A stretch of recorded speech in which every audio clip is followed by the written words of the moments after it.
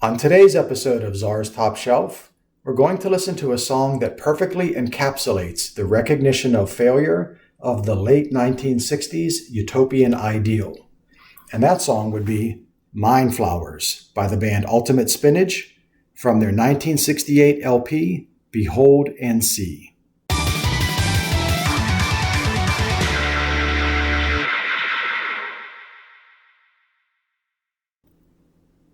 I bought Behold and See at a record store in Charlotte, North Carolina, probably about 10 years ago now. I bought it at the recommendation of the guy behind the counter. Kind of told him the sort of stuff I was looking for, and he recommended it, and the guy was right. This is an amazing, amazing album. I got a good deal on it. It's a pretty rare LP. The original pressing in good condition is like several $100s now. But of course, you can see there's some writing on the sleeve here. I don't know why people have done that in the past. We don't do that very often now. I guess maybe back in, 50, 60, 70 years ago, whatever it is, they probably didn't think these things would last forever. They wouldn't be cherished as they have become cherished in this day and age. But at any rate, I'm very grateful that he recommended it. I became obsessed with late 60s psych at that time, buying as much of it as I can. I don't have necessarily a favorite. Probably pretty partial to the first Aorta album. If you haven't heard the first Aorta album, you definitely should. Maybe I'll feature it in this video series someday. But Behold and See is certainly in my top 5. There's just a sweet honesty that permeates this entire album. Even the darkest song, Mind Flowers, the one we're going to listen to in a little bit, it's performed with just a unique, heartfelt sincerity that I really, really appreciate. From the first time I heard the album, the song Mind Flowers really stood out as the best song. There's a very murky sort of emotional expression here. It begins with what we would typically think of from the late 60s flower child generation, just a very positive, optimistic outlook of life. And as the song progresses and the singer, Douglas, goes through a revelation, that optimism just gets dragged down into a deep, deep pessimism by the end of the song. Musically, there's not much that happens. It's pretty much the same musical theme repeated over and over and over again on the song. Nothing changes structurally, but it's very unique how the band is able to, without modifying the bones of the song, change the overall feel and change just the meaning of what is being expressed by the end. About 2/3 of the way in, when Douglas has this revelation, the song just becomes slower and heavier. It gets deeper and thicker. The effects on the guitars and the effects, and just there's a lot of reverb and echo on the song in general. All that becomes more and more intense. All of this happening when he's experiencing like a real cleansing. The word cleansing the word cleanse is used in the song. You'll hear that in a minute. But he's experiencing this cleansing as he goes through a voyage to the depths of his inner mind. And what he faces there is the truth of reality. And that's what changes the optimism to the pessimism. Reality hits him, and it distorts and destroys his crystal sight, is the way he explains it. Like the crystal logic, if you will, the Manila Road crystal logic, the view of the romantic ideals of that flower child generation are just distorted and shattered.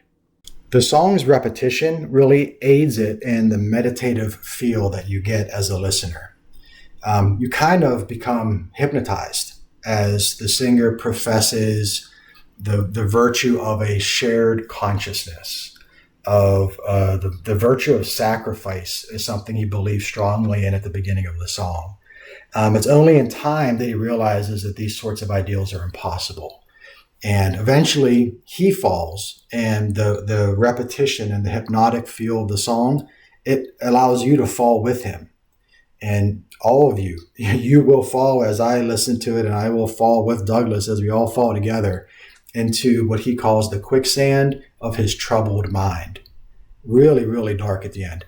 And the musical notation, like I said, at the end of the song, it's the same as it was at the beginning. It's the same phrase over and over again, but it's just so remarkable how different it sounds.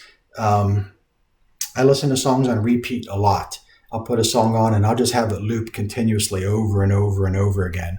And when you do that with this song, the way it sounds at the end, right before the beginning of the next loop kicks in, it just sounds like two different songs, even though if it was notated on paper, it'd be the same exact piece of sheet music. It really demonstrates Ultimate Spinaches. It's a weird way to say a band name. Ultimate Spinaches. It demonstrates their great ability to change the meaning of a piece of music through the performance alone. Without altering the structure of the song, they bend and contort it to suit their intention as the song goes from one point to the next. So it's a really, really interesting piece of music from that perspective alone. This is a pretty long song. It's quite near 10 minutes long, and there's not a lot of lyrics. The lyrics we have are good, but they're few and far between. It's mostly an instrumental song. So there's not going to be a whole lot to discuss as we play it. I'll probably pause it 2 or 3 times just to kind of share my thoughts and let you know what I'm hearing without disrupting the overall vibe of the recording. So with that being said, let's go ahead and give Mind Flowers by Ultimate Spinach a listen.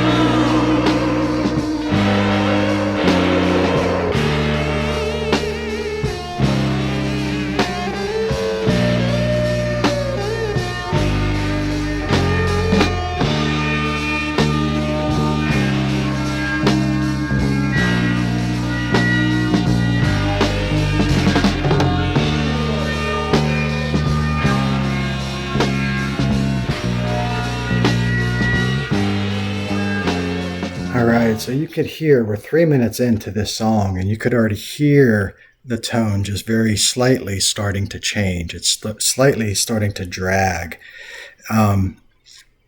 It's growing heavier as it progresses.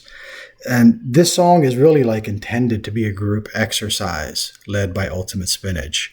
It's a group meditation, but the experience that each of us within the group has is highly individualistic. It's an exploration of our inner mind, guided, as he says, guided by your own consciousness. So even though he's kind of orchestrating the exercise, your guide is your consciousness as you go deeper and deeper. We hear the term echo chamber quite frequently nowadays. It's kind of like a buzzword in the political space. In this case, you are in an echo chamber, but you're the only one in the echo chamber. So your thoughts and your voice and your intentions are coming back at you and reverberating and building on themselves and becoming louder and louder and louder. It's like an infinite loop that is being played and on repeat, like a tape loop. And that the playheads of that tape loop are your inner mind as it goes over and over and over again. The repetition of the song, it really provides a reliable foundation that makes you feel secure as you explore yourself. And I say yourself as two words, yourself, as if yourself, the self itself, is an entity of its own. And you're exploring that entity objectively. You're examining it. You're experimenting with the self objectively. I do that a lot in the stories I write. I love referencing the self as almost it's a separate character from the protagonist of the story. And that's kind of what we have here. That's the feeling of this exercise. What he's saying at the beginning of the song is professing the virtue of sacrifice. He commands us to sacrifice our soul ego. And this is always a fundamental of the utopian ideal. So especially in the late 60s, I guess it's all the same now, but that idea, that concept of achieving peace through sacrifice, it's always a tenet of these sorts of belief systems. And unfortunately, as we can just see in history, that never works. Sacrifice never leads to peace amongst people. It's usually the opposite, if peace is even to be achieved in the first place. So at least I know that now already, but Ian Bruce Douglas, the singer, hasn't realized that yet.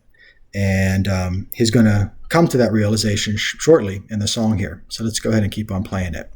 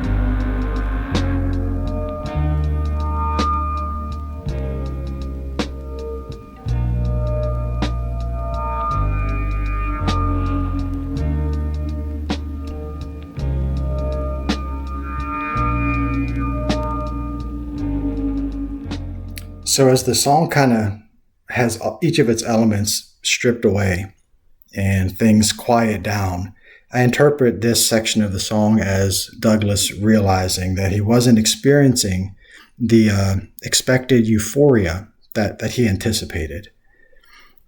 He began this exercise, this voyage, seeking bliss, but no matter of sacrifice was able to provide it for him. So he's kind of like, in this quiet part of the song, is contemplating the error of his ways. And now it's going to build up again, and it's going to become thicker and much more dissonant as things kind of build into a very slow crescendo from this point forward.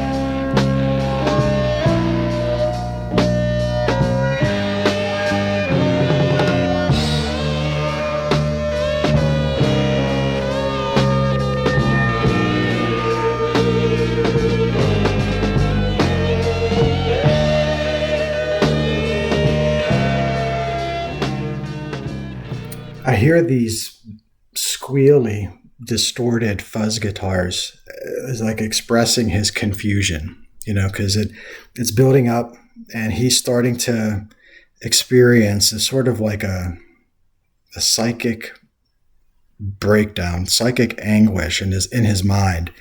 The path that he was traveling, it didn't lead to the destination that he had hoped. There was something along the way that he encountered that is changing him here, and he's confused about that change, and he's kind of struggling with it. The utopian dreams are just being crushed and shattered as he comes to this realization.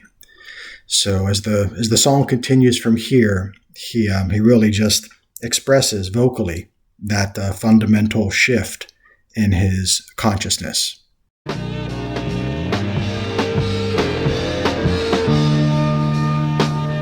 Fallen sounds explode across myriad consciousness of tomorrow's mind. You feel yourself rising slowly and yet falling down upon shattered dreams. Crystal sights are shattered and distorted by reality's truth. You hear the crying of 1,000 harpies as tomorrow is gone. You are cleansed.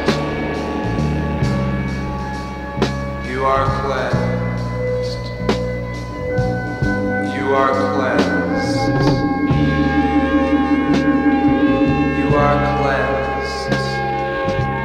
You will never hear distortion again.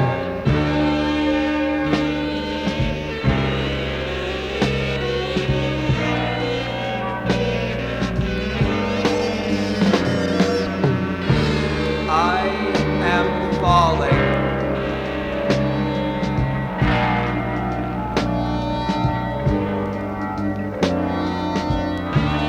I am falling.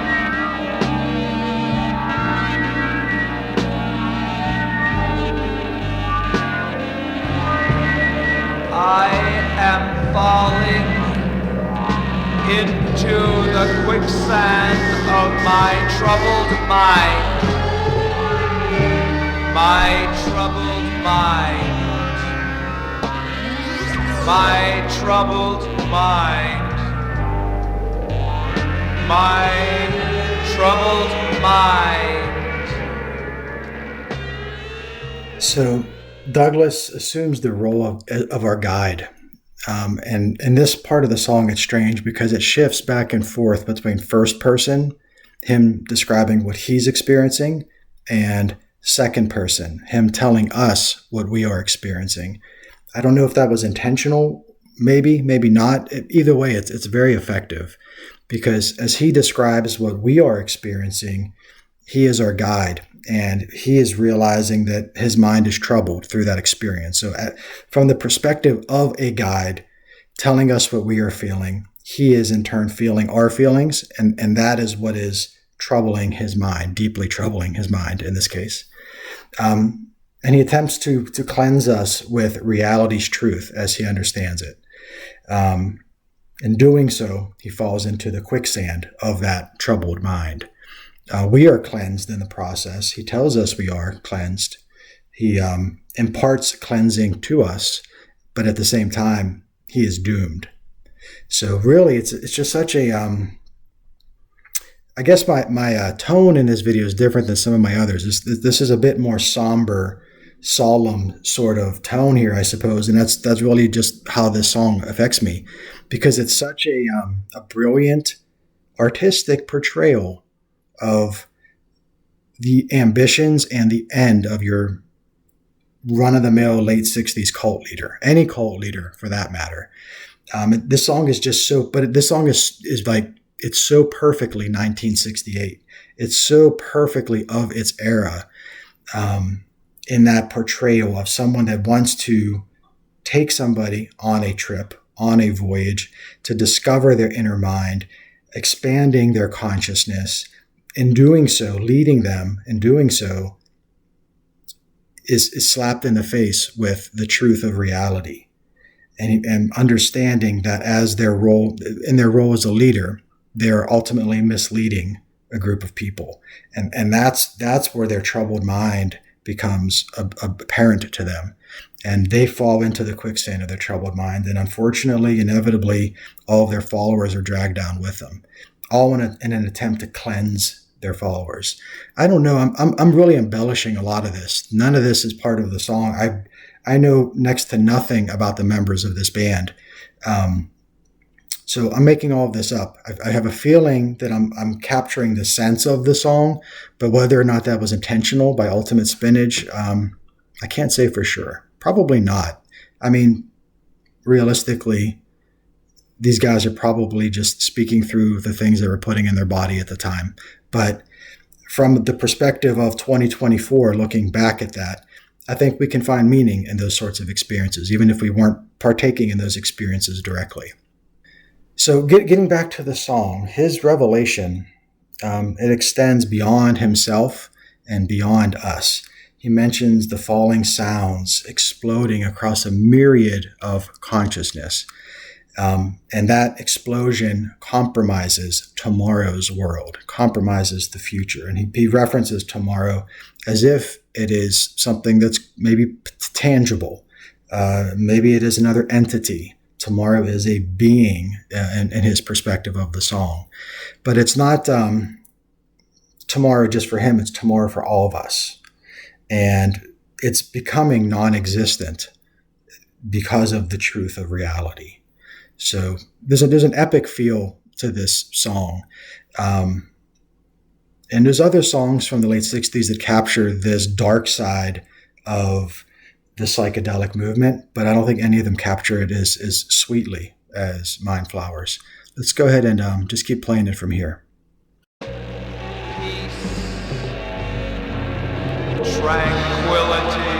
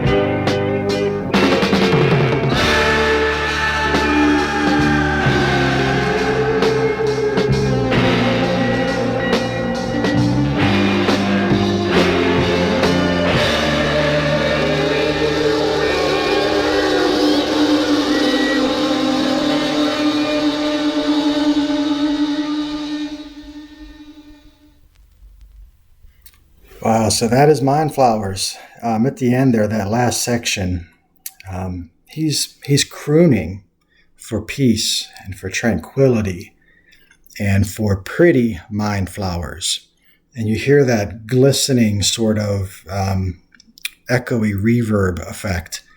I'm not even sure what makes that sort of metallic glistening sound. It's almost like a chime. I love the sound though, but that's him. He's pining for these pretty mind flowers, and that longing turns into a painful scream when he just again accepts the fact that that peace, that prettiness is beyond his reach. And the flowers, I'm embellishing this, guys, but the flowers that bloomed within his mind, they weren't the pretty flowers that he had hoped. And that's why that the song ends with a painful scream and just the real heavy anchor-like weight at the end of the song. And like I said, if you were to play this again from the beginning, it just sounds so different. It began so cheerfully, and you forget how cheerful the song began by the time you're at the end, because Ultimate Spinach's ability to express their intent strictly through the performance is just so effective in this song. Such dreadful doom by the end of that song. When I think of doom and I think of dread, um, the doom metal bands of the mid 80s and beyond, let's take Candlemass, for example, one of my favorite bands. I love Candlemass. I think you could draw a line from Candlemass all the way back to the dark psychedelic bands of the late 60s. Now, I'm not saying the Candlemass had any idea who Ultimate Spinach was. If they did know about them, they probably would look down on them, as most metal bands do look down on this type of music. But I hear it. I hear a reflection of the late 60s in the doom from the mid 80s and beyond, especially when those doom metal bands like Candlemass does so effectively when they write songs that are about the doom of the inner mind, very introspective doom. It's an implosion of dread and sorrow, because I think the greatest weight of doom comes from our personal failures as individuals. And I think bands that play on that play on the quicksand of our troubled minds, I think they are the most effective at conveying that true sense of doom, like Ultimate Spinach does so wonderfully in this song. I don't know. I could be embellishing that connection. Who knows? That could be in my own troubled mind. I have no idea, but I hear it. And I guess it's neither here nor there. I just know that I like it. I love the late 60s all around. I like the positive and the negative aspects of the late 60s. And I also love reality, which is why this song speaks so loudly to me. Because as Douglas learned from Mind Flowers, you have no choice but to confront the truth. You have no choice but to experience reality. You could try to hide from it as best you can, but it's going to catch up to you eventually. I'll end this video with a quote from a deeply flawed individual. The quote goes like this: "You can avoid reality, but you cannot avoid the consequences of avoiding reality." And I think Mind Flowers demonstrates that fact beautifully. So with all that being said, I appreciate you watching this episode of Czar's Top Shelf, and I hope to see you in the next one. Thanks.